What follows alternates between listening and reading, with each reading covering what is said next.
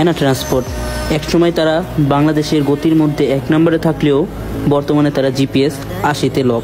অন্যান্য পরিবহন যেইখানে ঈদের ভাড়া ডাবল করে দেয় এবং 3 ডাবল 4 ডাবলও করে দেয়, সেইখানে এনা ট্রান্সপোর্ট যাত্রীর কাছ থেকে 1 টাকাও বেশি নেয়নি। হয়তো এটার মালিকের রাজনৈতিক সমস্যা থাকতে পারে, বাট একটা বাস লাভারের কাছে খুবই পছন্দের একটি নাম। আমরা বাস লাভার, আমরা বাসকে ভালোবাসি। আমরা বাসের মালিক দেখে নয়, বাস দেখে বাসের প্রেমে পড়ি। আর এনা ট্রান্সপোর্টের প্রতিটা বাসই খুবই সুন্দর এবং তারা জাপানি বাস, কোরিয়ান বাস, তারপর মার্সিডিজ বাস এইসব দিয়ে সার্ভিস সবসময় প্রদান করে থাকে। কিন্তু হ্যাঁ, এনা ট্রান্সপোর্ট যাত্রীদের জন্য তাদের সর্বোচ্চটা দিয়ে চেষ্টা করে একটা ভালো সার্ভিস দেওয়ার।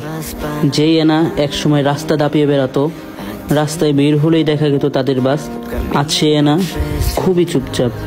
হঠাৎ দেখা যায় 2-1টা বাস।